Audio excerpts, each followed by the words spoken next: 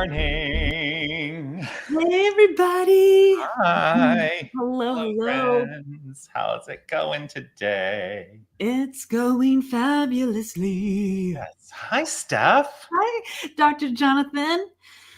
How are you Saint Steph and doing? Dr. Jay-Z in the house. That's right, Dr. Jay-Z and the Saint. We are here to rant and to express a radically affirmative new thought about whatever it is you want to talk about. Yeah. And let's start today by saying, hey, Hey, as you log on, as you watch, post a comment. Let us know what you want to hear about today. What do you want us to rant on today? We can rant on anything. We can rant on anything. We can apply radically affirmative new thought to anything. That's right. Yeah. Let us know in the comments. Even just say hi and let us know you're here watching. Yeah. There's Wayne. Say John. Hey, John. Glorious day, Wayne. Smudge that sage right on. Yeah. Oh, and if you're watching on Facebook, we love those likes, those loves. Click those share buttons. I know I just clicked on like 6 shares at least. So share. Well, let's get our rant on. If you're watching on YouTube, thumbs up for us. Let us know. Oh yeah. I'm gonna do a little Palo Santo. I love Palo Santo. Can't believe I'm doing this on camera. Sure. Promise not to burn the building down. I have done it on camera. Oh yeah. Someone thought I was lighting a cigar. I did this thing where I've got in a binder clip. I like suspend it in a binder clip. Yes. Palo Santo. I've got a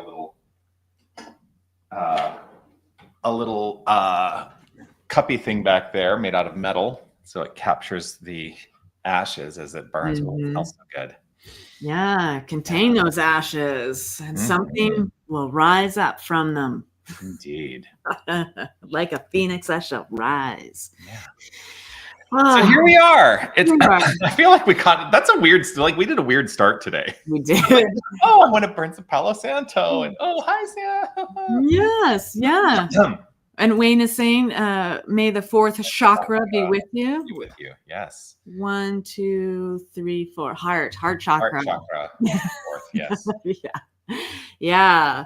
Let that heart chakra open. Let us expand to a new idea and a new perspective on something. So definitely let us know you're watching. Let us know if you have something you want us to talk about. We don't have any preambles today, so we're just we've got ideas, of course, because when don't we have ideas, Jonathan? Well, you know what the currency of divinity is? Ideas? Ideas. Oh, yeah. Think about that. Yeah. Ideas are the currency of divinity, mm-hmm. and that currency is infinite. Yeah.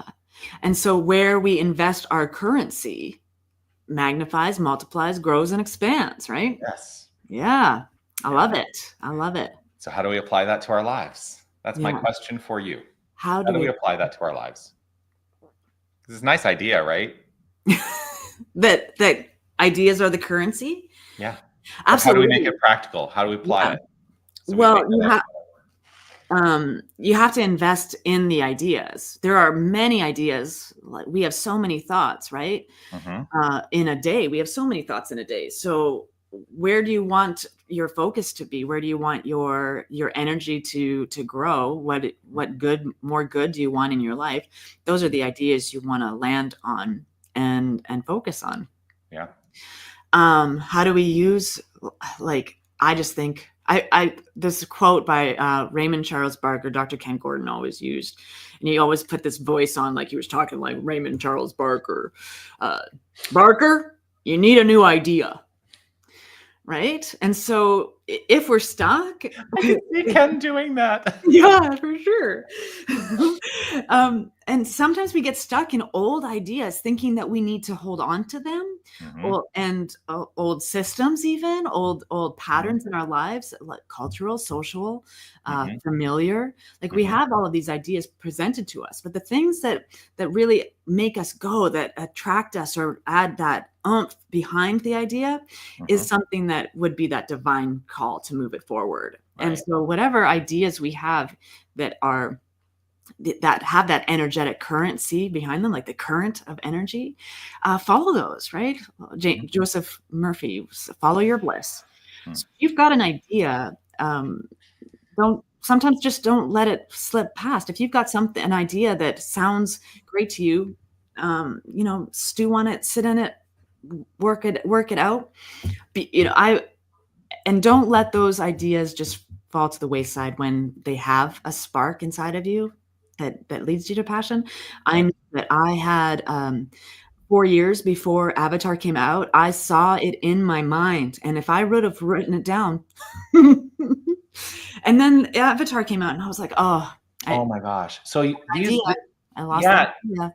Two things that come up for me around that. Number one, we can equate. Like we can use the analogy of the stock market, right? If you have a stock that is, on a downward spiral, are you going to invest in it? Probably not. And what you appreciate grows. Yeah. So the practice of appreciation, of gratitude in the idea that you have will help it grow. Yeah. And, definitely be sure to understand what you are putting your appreciation into. So that's number one. The other thing to think about is, I think when you brought up the idea about Avatar, and that you had this idea, right?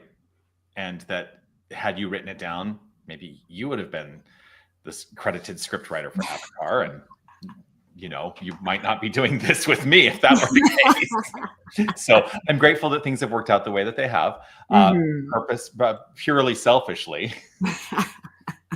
But it makes me think about not Julia Cameron, or is it Julia Cameron? Who wrote Eat, Pray, Love? Is that Julia? No, Julia Cameron wrote The Artist's Way. That's right. Oh, Elizabeth Gilbert. Yeah. Right. Who did that whole TED talk on your genius. And she talked about like the original construct of the genius was like a little imp. And if you think about that little imp being the ideas, if you do not act upon the idea, that imp is going to go find somebody else who will act upon it. So think about ideas like that. Like they are in the infinite mind. They are in infinite consciousness. And if it is illuminated in your consciousness, in your share of that consciousness, if it comes to your level of awareness, act upon it. If you choose, it's also always choice.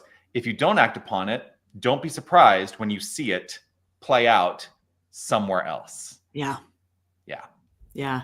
I was just thinking like the imp is the same as like my puppy Danny is a great example of an imp in that way, like an idea. If I won't play with her and she's like determined to play and I don't give her that attention, she will find another way to get that attention. Yeah. She'll either move on to someone else in the room or move on to a piece of furniture because she knows I'm like how to get the attention. Yeah. And that's a crazy metaphor for life all over the place. If you're not giving an idea the attention it's asking from you, it will find another outlet. Yeah.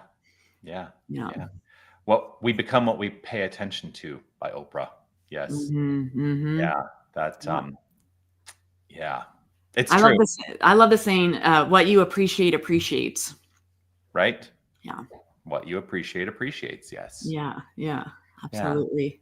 Yeah. So one of the thoughts that I had was to talk about the nature of affirmations, because we teach affirmations as part of our greater spiritual practice, right?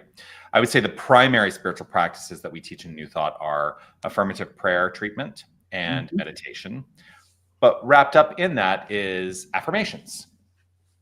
And I'm interested to hear what you think about, if I were to ask you this question, what comes up for you?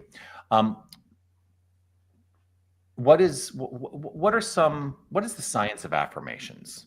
Is there a science in affirmations? And how would you describe that? As a spiritual leader, as a spiritual teacher, how would you describe that? The science behind affirmations, I mean, it's neuroscience. really. There are lots of studies now that positive affirmations affect our brain chemistry in such a way that releases all this good stuff into our bodies, and the more positive energy we put into our mind, the easier it is for our lives to unfold in that positive direction. Mm-hmm. Oh my goodness, the book Joe Dispenza wrote, Breaking the Habit of Being Yourself. He talks about like the whole, it's all brain science. It's all brain science. And that's what, like, Ernest Holmes and Joe Dispenza, the first page of The Science of Mind and the first page of Breaking the Habit of Being Yourself, it's talking about the same thing. Ernest Holmes says, someday we're going to live in a world where science and religion will walk hand in hand. And Joe Dispenza says, right now, science has caught up to the spiritual approach. Well, yes. And, keep in mind that Ernest Holmes wrote that almost 100 years ago at this point. So Joe Dispenza is expounding upon the idea and saying it's not someday, it is here. It is here. It is here. Yeah, there is great science behind positive thinking and positive reinforcement. Mm-hmm. Can I describe that science? Oh. Well, aren't you a neuroscientist? I mean, that's why I'm asking you. No, I'm a philosopher. I love that the book Breaking the Habit of Being Yourself. Yeah. Because he breaks down the science so beautifully. I will go refresh. I want to do that study again, read that book multiple times so I'm the kind of person who needs to read a book 7 times to understand it. Mm-hmm. So that's why practice makes progress. We're not looking for perfection. It's just progress. And there is science that proves it. You already are. Exactly. Yeah. Yeah. All that we're doing in this life is letting go of old stories and returning to the awareness of what we already are. What we truly already are is a divine expression of life itself. And life is sacred and precious and holy. And there's this other, I don't know who was talking to Drew Barrymore on the couch, but I've seen this little video multiple times now. And he's just talking about, like, what if you were given, when you arrived on this plane of existence, what if you were given a human to take care of? And how you take care of that human, how, like, you want to make sure that it's cared for. You want to make sure that it's fed and clothed and knows love, and like all of these things. And of course, Drew Barrymore is glossy, because it's hard. It's sometimes the hardest thing we do is to love ourselves. Mm-hmm. And I'm reading the 4 Agreements again, and it's the same. It's we're all talking about the same thing. Every book I'm reading it's all saying the same thing. How you treat yourself is the most important thing. You are the most important human you can be kind to. You are the most important mind you can be thinking in. You are, and because of the power and presence of this divine source that is back of absolutely everything, we already have everything we need. Everything that we are is perfect. Everything that our life is expressing is divinely ordained and perfectly timed. It just sometimes looks messy. Yeah. And that's okay. It's okay to be messy. It's okay to you just tapped into me, like, things for me in the greater sphere, not in my personal life, but in the greater sphere, feel really messy. But I don't allow myself to let the circumstances and the messiness of circumstances dictate my feeling about myself or my well-being. And that's one of the things that I think, we're culturalized into thinking that, I will feel happier if I align all the circumstances with, what I think they should look like. And that's not it. That's not it. That's not it. There's this musical reference coming That's not it, kid. That's not it, kid. I think it's from Chorus Line. Because my brain works in terms of musical theater references. I don't know if you know that. By the way, today Wicked premieres, so that's all I'm going to say about that. Wicked Part 1, the movie, and I'm not seeing it today. I'm seeing it in a week and a half. Yeah. Sorry. The heck was I talking about before I went on? Messy, like it's right. not. Oh, we think that we think that if we align all the circumstances in such in just the right way, that's going to make us happy. Yeah. And yeah. we do not derive happiness from external things ever. We shine our own internal joy and happiness on the circumstances, and then it's reflected back to us. Yeah. And the circumstances will align themselves for the perfect reflection.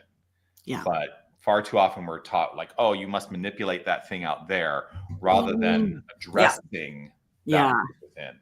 Yeah. So I'm not, a lot of people are really, so I've come a full 180 from where I was a couple weeks ago when I was feeling a lot of upset and anxiety about the election in this country. I'm over it now. I hold firm in my faith that there are no outside circumstances that have any bearing on my well-being.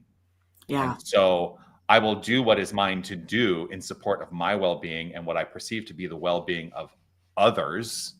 And if that means that I get involved, then I will get involved. But there's nothing out there that has any bearing on my good. It can't be. It can't be. Yeah. Yeah. Yeah. Happiness is a choice. Actually, it's not. Happiness is our natural state of being. Our awareness of it. Unhappiness is a choice. Okay, that's perfect. Yeah. Either way, unhappiness is a choice. I totally get that. Because the external expression of my life, I'm like, oh, it's so messy. It's so messy out there. It's so messy out there.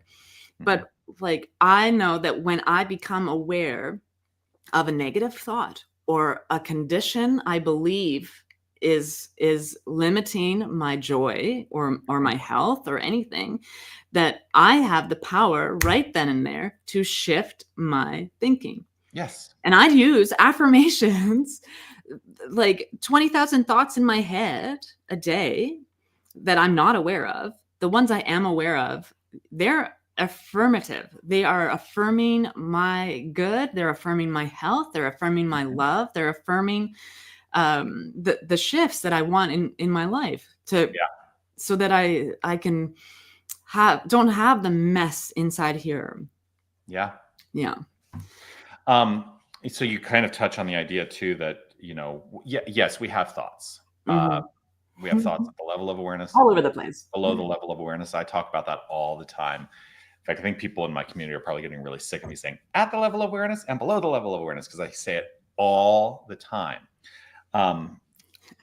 And, so much is happening below the level of awareness, but it's all 100% of that is creative in your life. And so part of what I say is that the power of this philosophy is to bring into the level of awareness that which is operative below the level of awareness in your consciousness. And if you would like to do something about it, there's no requirement that you do anything about it. What I have found is that taking action in response ability to those things which are below the level of awareness that I've brought to the level of awareness has enhanced the quality of my life. All of that to say, part of that path too is to start to reset the neural pathways. There's the brain, the neuroplasticity of the brain, and I'm not a neuroscientist, to just be abundantly clear, but the neuroplasticity of the brain, the studies have suggested that as you think a thought and it becomes a habitual thought, you actually rewire the neurons in your brain to maintain that thought. And so part of this is we affirm and reaffirm and reaffirm and reaffirm until we've built a new neural pathway, and then we don't need to work at it anymore because it becomes our natural state of being. Yeah. And then we can allow that to fall below the level of awareness and let it be operative below the level of awareness because it's just working in our lives. Yeah. Yeah. It's just working. It's just working. Yeah. It's working. Yeah. Yeah. I think about like the flow being in the river. You can't change the flow of the river. The river is going to flow.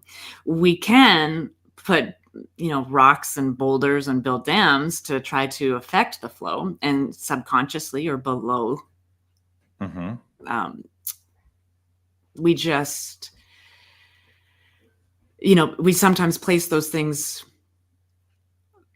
in the flow, trying to think that we're making any shifts or changes to the flow. But the flow of this infinite intelligent source and substance is always just flowing.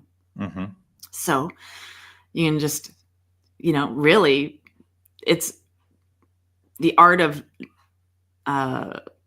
non-resistance that can really benefit all of our lives when we just stop trying to resist that which is and allow the flow to express itself as naturally as it is, because it is a natural thing. Yeah. So how do our thoughts create our experience? So here I am, a twice ordained minister in New Thought philosophies and a doctor of consciousness studies. I don't know why I still always put that in quotes. I think there's a little part of me that still feels a little uncomfortable with like saying, hey, I actually have studied like this stuff. I don't know why. And I allow myself to have grace for my discomfort in the moment, and I will move through that discomfort at some point. Yeah, there are doctorates in geology and they study rocks. So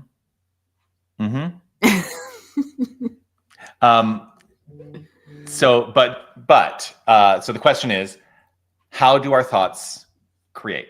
Like, what is that there? And let's do a tie-in to quantum physics. Ooh. Let's see how you answer that. You always have such big stumpers.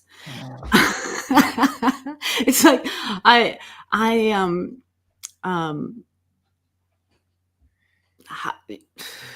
they do.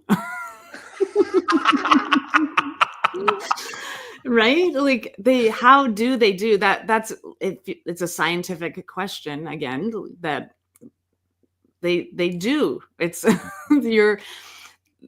there's brain pathways and I don't even know. We're projecting an illusion. Like that's so how we project our experience into the world.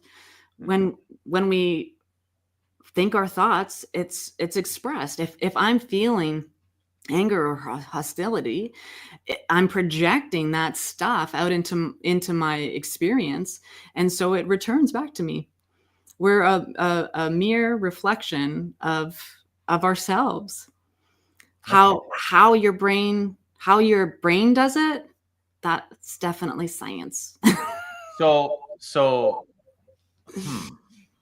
one of the things that I would suggest for consideration, I don't know, is what if the brain is not the source, but the brain is just the receptor, right? Right. It is the conduit through which the consciousness is articulated and understood in the individualization of the person.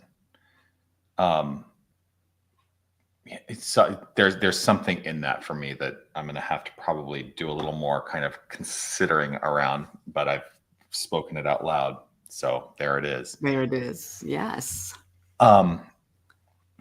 So I'm thinking about the idea of like life is a mirror and reflects back to us what we think into it, right? That's a pretty common construct for trying to understand how the creative process works from thought to thing, right? Right. There's this guy who wrote this book, not the most original title, because many people have written this book called Thoughts Are Things, right? Oh, wait, that's me. That's you. I wrote this book. And so there's a fundamental premise that says thoughts are things. Thoughts become the expression in your life. But why is that so? Because it's all energy. It's just energy. It's movement of energy, right? And if I were to try to align it with the construct of quantum physics, And at this point, I'm going to give a plug to, I actually brought up quantum physics in my Sunday talk last week, and I talked about aspects of quantum physics. It's like, I've always hesitated doing this on a Sunday because frankly, it's not easy. Yeah, it's a lot. Quantum physics. A lot. Yeah. And all quantum physicists that I've researched have all said, if you think you understand quantum physics, you don't. So that's where they begin. That's where they begin the construct, right? Yeah. Well, and that's wisdom right there. Like you've said, I have written down several times things that you've said. You might have been quoting other people. I think you were quoting James Mellon, Dr. James Mellon. Waking up every day, I don't know anything. What do I need to know? I know nothing. I know nothing. I know. Yeah. What do I need to know? Yeah. And if you think you know anything about life, right, check yourself. Right. Well, one of the principles in quantum physics, and I'm going to try to describe it as succinctly as I can, is, well, first of all, one of the principles is everything is energy. Yeah. Everything. Nothing else. There is nothing other than energy. Now, how that energy comes into formation as what we would consider matter or expression, that's a whole thing. And I'm not going to try to explain the double slit experiment. You can go watch my Sunday talk last week, because I did talk about that and how the observer affects the... Yeah. Right. But one of the things that I did touch on was the notion of quantum entanglement. And what quantum entanglement is all about is, the way I described it is, imagine you have two dice. And when you roll one die, the other die instantaneously shows the same result, no matter what its physical location is in the universe. So it could be in the same room. It could literally be 13 billion light years away. Yeah. And the entanglement aspect is, in the instant that this shows a result, that one shows the same result, right? So that's the construct of quantum entanglement. It is not limited to space or time, because we think that the speed limit of the universe is the speed of light, right? In the physical universe. So that is not part of the equation at all. So literally every expression of energy has some relationship to all expressions of energy universally. Yeah. And so why would we think that our thoughts are any different as expressions of energy? That the thought that I have has a direct corresponding result in the world of form. And we discount that, I think, sometimes. So well, even the energy our physical body experiences from a thought. Like if I have a thought, the thought in itself is could be, the feeling of disappointment or the feeling of anxiety. If I have an anxious thought in my head, the thought itself doesn't feel anxious, but it resonates in my body as anxiety, because it's correlating those two things. It's correlating, I have an anxious thought, I must be anxious. So simultaneously, it's the same thing. The dice that's up here or the dice that's in my body, they're correlating the same information. Yeah. Yeah. So let's have loving, peaceful thoughts. Right. Loving, peaceful body. Loving, peaceful thoughts equals loving, peaceful body. Yes. Not just body, but body. Body. Yes. The infinite experience, the infinite body. Yvonne saying good morning. Yes. Good morning, Yvonne. Grateful to see you this day. Yes. Yeah. So what is the practical application of that? As we shift our own mental energy, we are shifting our experience of the circumstances. And it's not about trying to manipulate or coerce the circumstances, as I always say, because so many of us are trying to do it. We're like, I'm going to get in there. I'm going to change. I'm going to force it into being what I want it to be. And I always say, stop it. Stop trying to force the experiences. Right. Address your consciousness, address what is within, and the circumstances will transform themselves in accordance with your frame of mind. Why? Because one of my favorite Ernest Holmes quotes, one alone in consciousness with the infinite constitutes a complete majority. this conversation is also reminding me of like super Science of Mind 101 series stuff when thinking about, we don't outline for God in our prayers. We think, oh, I have this new tool.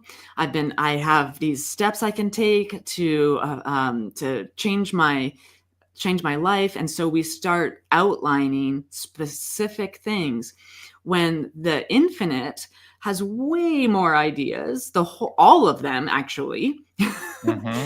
And so we start, trading for rock star parking.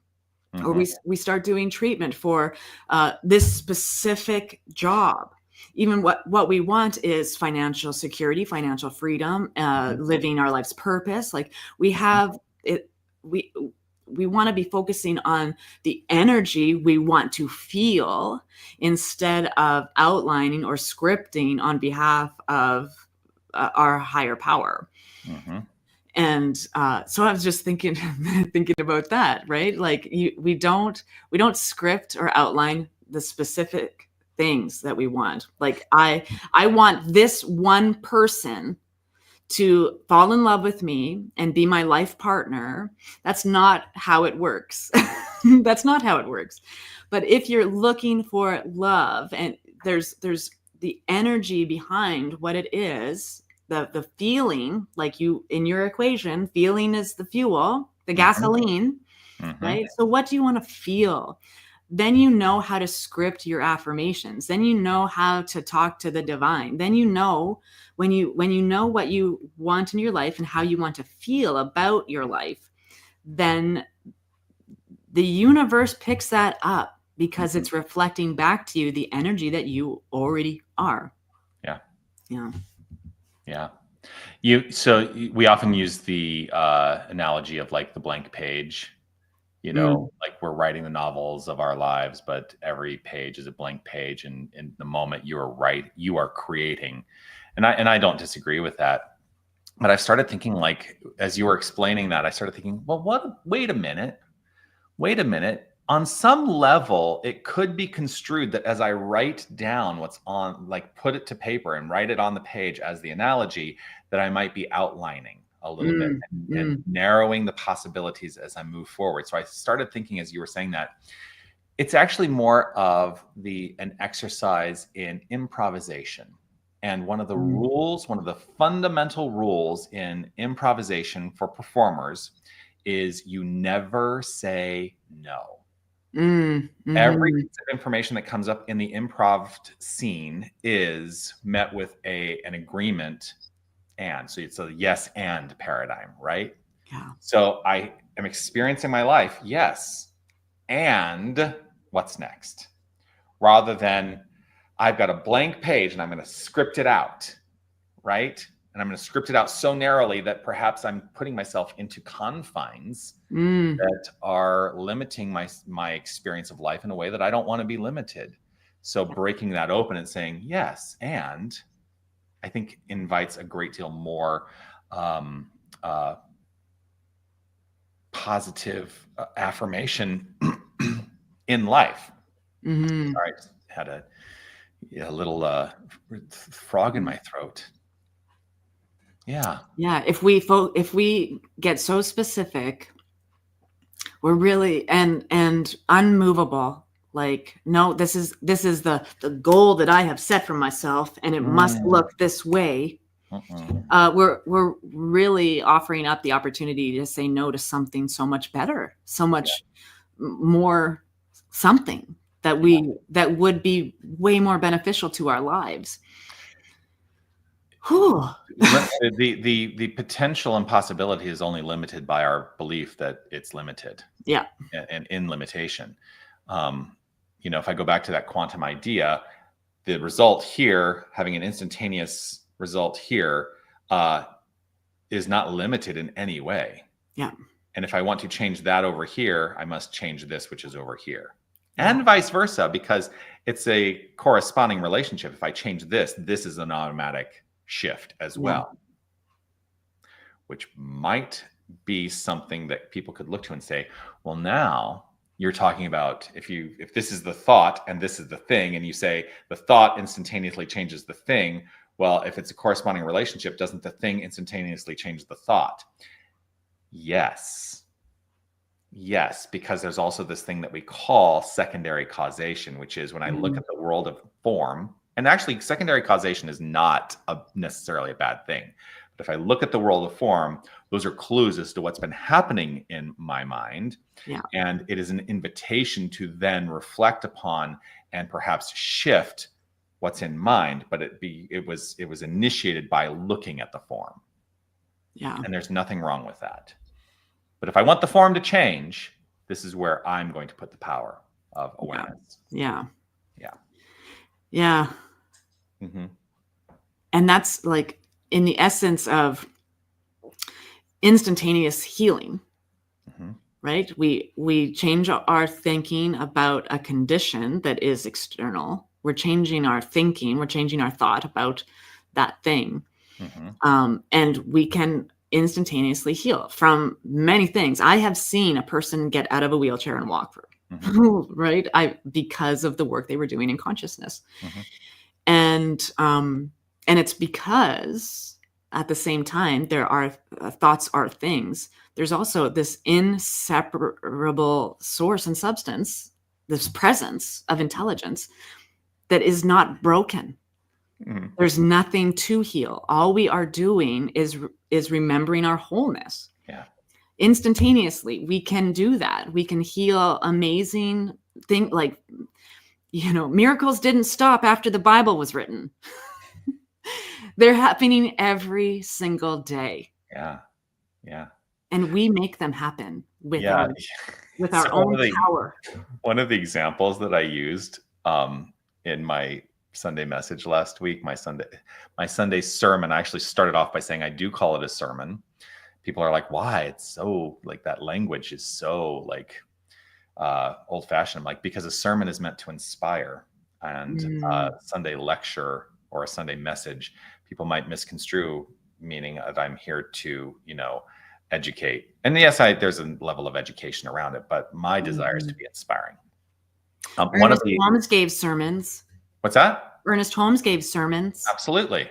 So did the Fillmores. Yeah. Yes.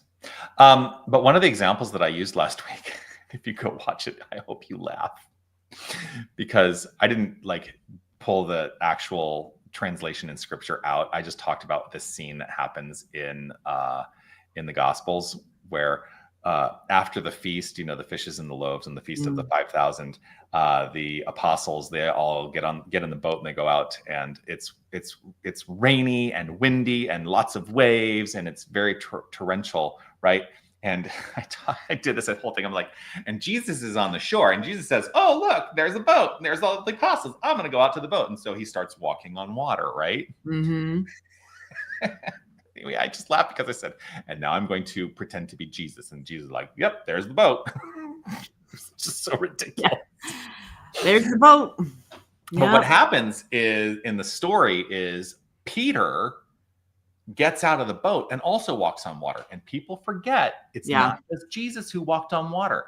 Peter in the Gospels walks on water as well. And he's totally fine doing that until he starts to look at his circumstances and believe in the circumstances. And that is when he begins to sink, right? When we put our faith in circumstances and not in spiritual truth. That's begin the to lesson. sink. That's the lesson there. Yeah. Yeah. Mm-hmm. Susan says, I think for me, I want to be specific, and I always affirm this or better. Yeah, I do that too. This or something better. Yep. Whatever. Yeah. The moreness that is greater than I am will find its way to me, because love that. I don't even need to look for it. It's already on its way. Absolutely. Yeah. Yes. I used to do that all the time. This or something better. Yes. Yeah. And there's a Buddhist, I think it's a Buddhist affirmation, grateful for blessings known and all and on their way. Like I think about that as well frequently. Blessings known and those which are unknown and on their way. Like what a great way to live life. to assume that blessings are part of your life and on their way to you as well in expression. Yeah. And I think about that too, because we're in the United States. We're going to have Thanksgiving next week. Yeah. It's my favorite holiday. Awesome. Yeah. I love gratitude. I love gratitude too. Yeah. Yeah. I always say that I love gratitude so much. My show is named "Wake Up and Say Thank You." Right? It's the checklist. Did I wake up today? There's something already to be grateful for. Yeah. Right there. Yeah. My eyes are open and my lungs are filling. What a glorious day today will be. Yes. My eyes are open. You made me think about Amy Steinberg's song. My eyes are wide and open. My eyes can see. My heart is full of knowing. My heart believes I am awake. I am awake. Once you know where your freedom lies, you can't go back and close your eyes. The truth, it cannot be denied. You are the light, you are the light, you are the light. We got to get Amy on our... I know, we really do. We really got to get Amy on here. Yeah. Absolutely. How's our watchers doing? How are you guys doing? How's your Friday shaping up? Is there something more you want to talk about? Let us know you're watching. I mean, I can come up with other things to talk about. I know you were. Yeah, I thought you were like, oh, let's talk about AI. Oh. So I have this thought around AI. Right, this whole thing about AI, and a lot of people talk about, oh, the dangers of AI. Well, AI is only as dangerous as we decide for it to be. That's my belief. This whole thing of, well, what if AI develops sentience? Well, what if? But I started thinking about good for it. Yeah, like, okay, and it's going to take over and it's going to destroy humanity. Well, I don't think sentient means that. No, but a lot of people are like going to that fear mode of like, it's going to be like Terminator. No, it does not need to be that. But I started thinking about like AI, and we actually teach a version of AI in New Thought. Did you know that? Tell me more. AI is a reflection and an expression of collective consciousness. Right? And we often talk about collective consciousness in New Thought circles. It's just different language that we're using. So, AI is going to uphold, and here's the thing about it. AI is going to uphold what the dominant collective idea is that is impressed upon it. And so that's why I am utilizing my one alone in consciousness with the infinite constitutes a complete majority in relationship to what I believe to be so about AI, to say, I do not think it is going to be detrimental to humanity. Because if I am contributing to that form of consciousness, then AI, if I were contributing to the idea that it is detrimental, then AI will become detrimental. I refuse to do that. And I, one alone in consciousness, constitute a complete majority. Yeah. And so it is. And so it is. Yeah. I mean, this is the place we are in. This is the time we are in. This is the location we're at. And there's always been something that distributes the consciousness of fear in some way. Like education used to cause fear. Oh my goodness. Educating, reading books would cause fear. Oh my, like the study of stars and the coming to the awareness that the sun and the moon are not going around something flat. We live on something sphere-ish. There's always something, because what we look for, we're going to find. So if there's something to be afraid of, we're the ones creating that fear instead of just trusting this too is good. Yeah. So yeah, the scientists, medicine people have been burned at the burned at the stake, or suffered for their awareness that is beyond what the time and space we're ready for. And so here we are, technology. Oh my goodness, computers. People are afraid of telephones. People are afraid of computers. People are afraid of like Google. there's all of that stuff. But technology is better when we think about all the benefits from it. Yeah. How we can improve our lives or the life of humanity using this technology instead of being destructive. It's creative. There was, at the advent of the automobile, there was a belief that if the human body traveled at more than 25 miles per hour, it would be detrimental to the physical body. Can you imagine being in a car that would never go more than 25 miles an hour? It would take a long time to get places. By the way, for my Canadian friends, that's 40 kilometers an hour. Yeah. Approximately. Just to do the conversion. Yeah, I did the math in my head. Yeah. But I also, one of my favorite quotes is a quote of Galileo, and I'm going to paraphrase it because I don't have it right in front of me, but he basically says, I refuse to believe that a God that endowed me with intellect and reason did not want me to use intellect and reason. Right? Exactly. Yeah. I think, therefore I am.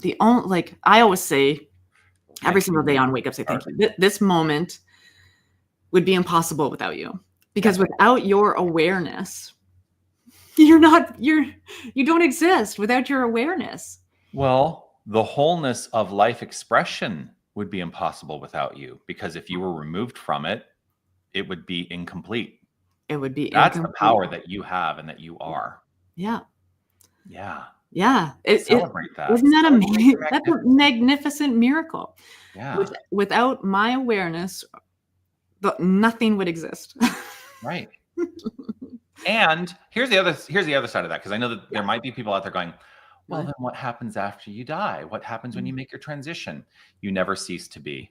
You never cease. Yeah. Because if the nature of the divine is infinite, and you are an infinite expression in the divine consciousness, then just because you shed this physical expression does not mean that your beingness ceases to be. It will never cease to be, because it cannot be not infinite, because then it would be finite. And even in this experience of life, we can tap into that consciousness every single day. I'm going to shift my camera here for a second. This chair, it's a rocking chair. It belonged to my beloved wife's sister, who made her transition back in 1995. And we can all have all of these, the feeling of separation, because we might feel separate, but Brenda sits there all the time.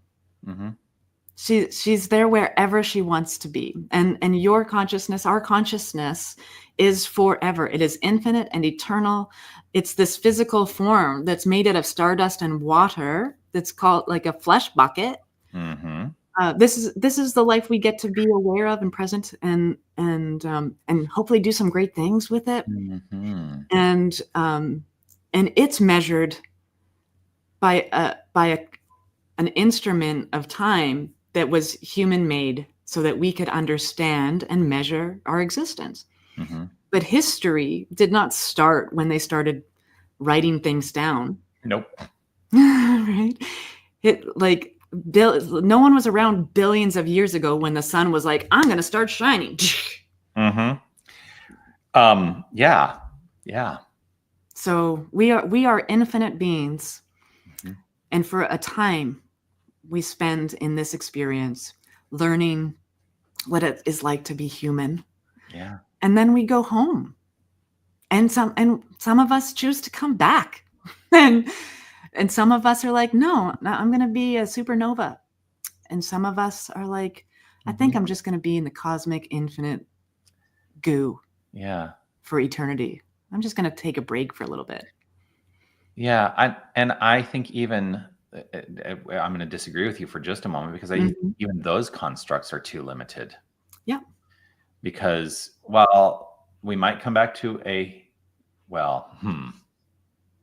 okay, so I'm going to structure it in terms of time, space, language. While we might decide to come back for another go on this plane of action, I think that's too limited an idea for the infinite. Yeah. Because who knows what the expression of your individualization might be. And if the potential is unlimited in that expression, then I'm not going to limit it to this plane of action. Now, that said, yeah, it's infinite. Yeah. The other quantum idea is that the fabric of consciousness, that's how I'm going to define it, because I don't want to get it confused with the fabric of expression.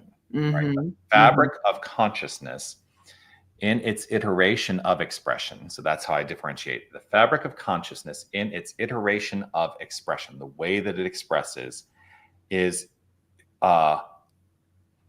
possibility and potential outside of the realm of time expression. And so all possibility, all potential for the way consciousness aligns itself in expression exists simultaneously. That's why the quantum entanglement works, which I mentioned on Sunday. Albert Einstein referred to the concept, the theory of quantum entanglement, as spooky action at a distance. I just love. So here's the thing. If you take time out of the equation, all potential and possibility exists. Yeah. Simultaneously. I have to then use language of time, right? But it exists. And what we perceive to be time is our awareness of the rearrangement of those possibilities and potentials, right? So we perceive that as time, but it all exists here and now because it can't not exist infinitely in the here and now. And so if we really want to shift the experience, this is, I think, when we start to get into what people will languages like quantum jumping. Like, it's a possibility, I think, that we can quantum jump by saying this arrangement of expression is not the arrangement of expression that I would like to continue to experience. And so I'm going to allow myself to quantum jump to a wholly different arrangement of expression. Are you getting me here? Yes. Yeah. If you don't like the film, change the reel. Right. But it also means that this is the ultimate expression of there is no separation. Yeah. There is no separation because we're all part of the infinite arrangement of quantum consciousness. Yeah. Right. Well, we're going to be radically affirmative new thought. We're radical in this idea. And so what I perceive to be past lives is just my awareness of what is in the infinite possibility and potential. Absolutely. So was I Cleopatra in a previous life? Absolutely I was. And so was everyone. Yeah. Yeah. And we were also the slave that no one ever wrote anything about in ancient Egypt, because we can't be anything other than part of the infinite wholeness. And so it's like an awareness thing. We can be aware of the possibilities and we construct them in our minds to think, oh, well, that was a past life, right? But yeah, because our minds are always trying to make sense of something. Right. Your current expression of life, I could perceive as a past life. Yeah. What I may be perceiving as a past life could be the future expression of something on this plane of action. I don't know. Yeah. Well, that's just it. Everything is always happening all of the time. We're just aware of this limited experience because it would be too much inside of this body. Perhaps. I always think about one of the Indiana Jones. And the woman who she just wanted all of the knowledge. She just and it was like the alien one. where they were all, Okay. and they're like, it's too much. You can't have it.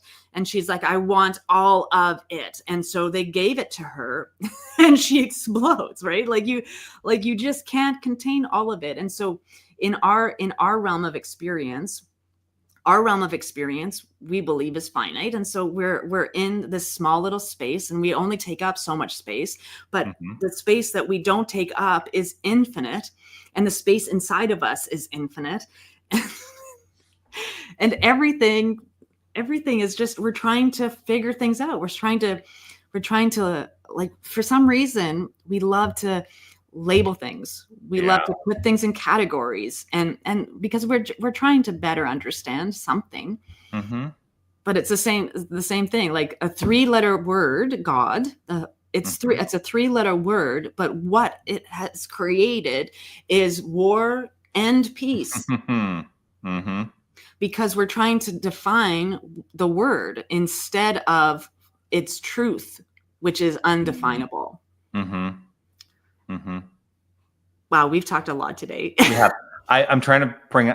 Gosh, it's not the right file type. I was going to try and show a little video that I made during my doctorate studies that would help illuminate an idea.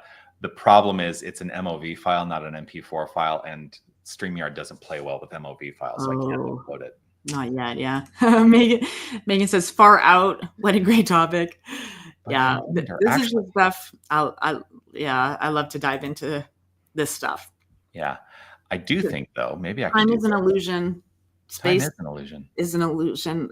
Like everything we can conceive is an illusion because we are divine substance all of the time, in every space, in every place, in all time. There's no beginning, no end. Oh, did you get it? I think I can do it. Hold on. Oh, I see something. Let's see if this plays. Happening. Let's see if this plays. We're going to try.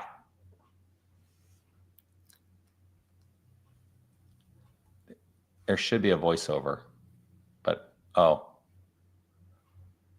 there's. I don't hear a voice. Yeah. Okay. You know what? I'm going to try and bring it to next week's rant. Next week. Yes. Yeah. I'll do a conversion and I'll bring it to next week's. I'm going to go refresh on brain neuroscience, and you know, it's very much part of like the way I want to move forward is really exploring even more deeply than I already have the intersection of quantum physics and spirituality. Because I think that is really the evolution for me. That's the evolution of new thought in this world and how we can actually make this more practical in its application. You know, Ernest Holmes in the beginning of the 4th section, you ready? Because I know where these things are. Beginning of the 4th section of the introduction, the section being called. My mom loves that about you, by the way. I love how he just reaches for a book and finds things. So in How to Use It, he wrote, one of the great difficulties in the new order of thought is that we are likely to indulge in too much theory and too little practice. Yes. And so for me, we must engage in the practical application of these spiritual principles if we are going to enhance the quality of our lives utilizing them. And I also want to be really clear. These are not the only principles that will work because the nature of the divine is infinite. And so if they work for you, awesome. Welcome to our club. And if they don't work for you, awesome. Find the club that works. Yes, absolutely. I'm in the same space. The last few months, it's like I'm done with theory. Practice. Yeah. Like, let's provide enough evidence. Yeah. That this works, and I don't need to go and spout off more. I need to show up. Yeah. Awesome. Well, we have talked an hour. That went so fast.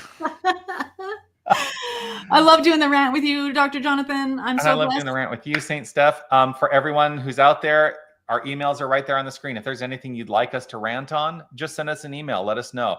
We love to respond to what you're interested in knowing about and interested in hearing us talk about. So please do reach out, say hello, let us know what's happening for you. Absolutely. And that's it. We'll see you next week. I will see you week. the day after U.S. Thanksgiving, Steph. Right. Yeah. Yes. That day everybody goes shopping. Yeah. Make your day blessed. Make your day blessed. And Know that you're remember, in charge of the blessing. and remember, you are magnificent. Yes, you are. Yes. Keep shining that light. All right. Bye, everybody.